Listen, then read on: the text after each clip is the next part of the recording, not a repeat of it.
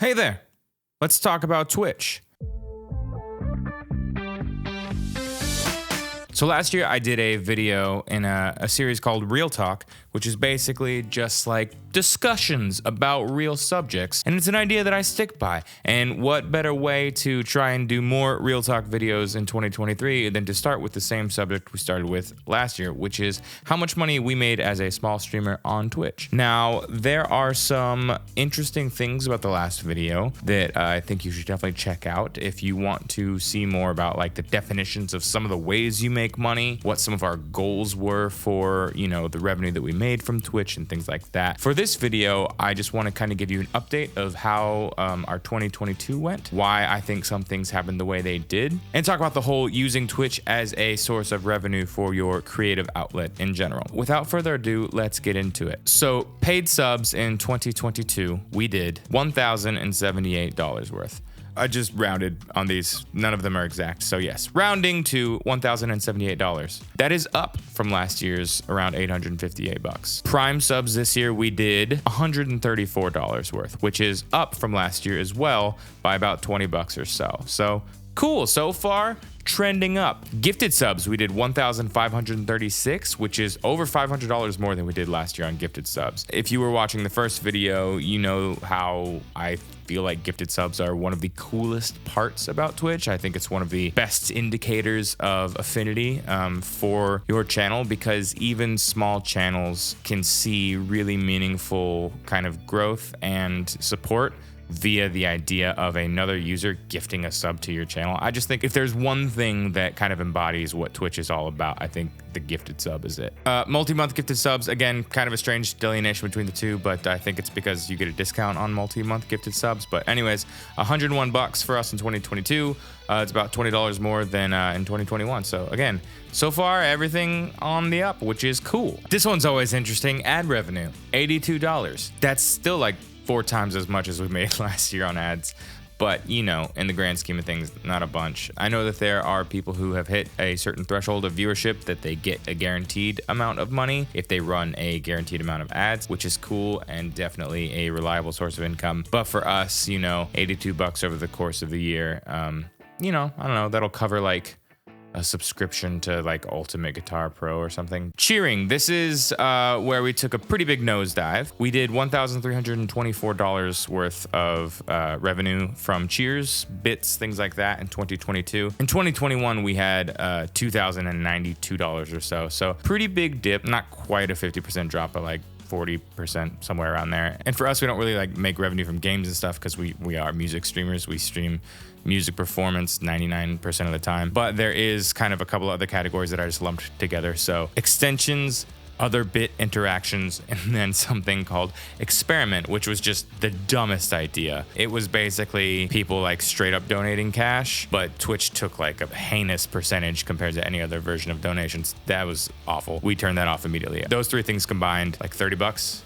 $33. So overall, $4,291 from Twitch itself, which was actually a slight increase over 2021. Even with that major drop in bits and cheering revenue, we still saw a slight increase from 2021. However, the donation side of things, the tips, the cash tips from Streamlabs was a bit of a different story. Donations took a big hit in 2022. In 2021, we did $4,877 worth of tips. In 2022, we only did $1,040 worth of tips. When we look at our overall totals, we dropped quite a bit compared to 2021, most of it coming from the donation side of things. Now, I do want to talk about kind of the state of music on Twitch overall. We started streaming in 2019 before the pandemic happened. As soon as the pandemic happened, we saw a massive spike in growth in music streams, musicians on Twitch, Twitch paying attention to music as a whole. Now that the pandemic is mostly over and a lot of people have kind of gone back to their different kind of,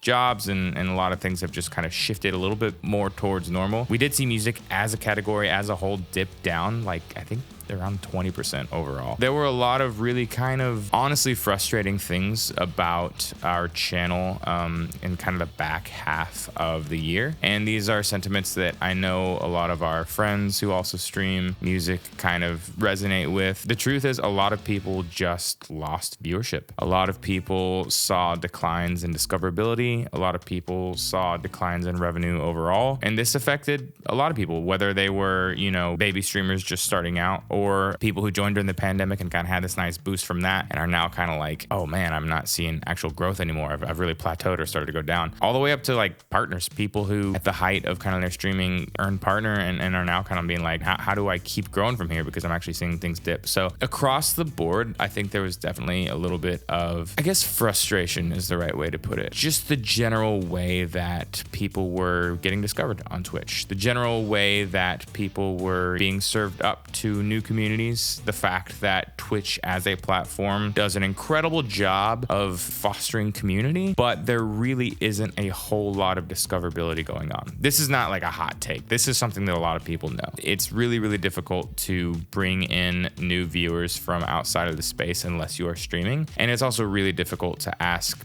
anybody to stream, as much as most people do, much less musicians who are actively creating a lot of things during the stream, who are putting a lot of energy into their streams. Asking them to be able to stream for like 6 or 7 hours at a time is really tough. Some of them do it. It's incredible. But for us, we were averaging around 10 to 12 hours per week. Near the end of December, we decided to up our stream days. So we went from 3 days a week to 4 days a week. That's kind of an effort for us to just try to be a little more live, a little more often. Jenica got a new job about halfway through the year, and she is not able to stream with me nearly as much, maybe once or twice a month, which is a major bummer, but it's caused me to kind of have to look at what I want to do and what I might be able to do on stream by myself that isn't, just going live and playing covers every single stream all the time. Like that's really taxing. So we started introducing some drum streams, which has been a lot of fun. At the same time, it's still an experiment. We are figuring out what we can do to stay energized and stay motivated and stay inspired to stream, while also making sure that all of the, fans, the community, the people who come in and tune in all the time also feel like this is still giving me what I want. A big part of our streams are the community. We don't treat them like a show. We're not out there trying to be super cool. Definitely not trying to be cool anymore, but we do have a lot of fun. We laugh a lot. We say a lot of dumb jokes. We rib each other a lot. People have kind of developed, their own kind of senses of personas within the group, and fans have made interactions with each other, in real life from the stream, and like all of the really cool shit that happens in Twitch is still happening, and it's amazing. But there is this sense of, if we are going to be full-time content creators, full-time musicians, full-time everything, it's going to require an even balance of Twitch streams and recording and writing music and touring and making music videos and posting on social media and all this stuff that you are expected to do, while you're also expected to like make money until that is the thing that is paying your rent. And so it was a tough year. 2022 was honestly a tough year. And so far, 2023 has been a really great start, but I do think that we need to have a continued discussion around what we are doing to make sure that we aren't just putting all of our eggs in any single basket, and what we are doing to make sure that we're still serving the purpose of the stream and that it's still serving, us in return, that we are still able to do this and pay our bills. Because the one thing that I've noticed is that musicians and like the content creator side of Twitch is much less afraid to talk about the reality of the situation, which is that we need to make money from these platforms because all of us are trying to make a career out of this, and it takes a lot of time. Last year, we also had some weird times. We had to move, so there were some months we weren't able to stream as much, and that kind of leads to this like fear, the sense that if you're not there for like a week, you're gonna lose out on community or growth, and that's a major bummer. Like, you do not want to feel that way. So all that being said, we are continuing to experiment with what makes Twitch work for us, whether that's the schedule, the time, the content, but also like what makes people happy to tune into our Twitch streams. When it comes to online fans, meaning people who found us because of content online. Far and away, the most supportive, passionate fans are coming from Twitch. So it's an amazing place. But at the same time, we're talking about trying to grow for a year straight and actually declining. And that is like a major gut punch in a lot of ways. So it's just balancing a lot of different things. It's balancing time, it's balancing energy, balancing emotion, and just making sure that we are continuing to do this in a healthy way. So that is our real talk on our Twitch update. Hopefully this was helpful for you. If you are a streamer who has experienced any of these types of things, feel free to, leave a comment below and we'll chat about it. I'm totally down to talk about this stuff in real terms. Thank you so much for tuning in. We got a new album coming out soon. So I can't really say we have a new album coming out soon because eventually the album will be out and this video will still be out there and people will still be watching it, hopefully. So it's not really relevant. You're not supposed to do that. That's bad YouTubering. Bad YouTuber. So anyways, that being said, thanks for watching and we'll see you next time.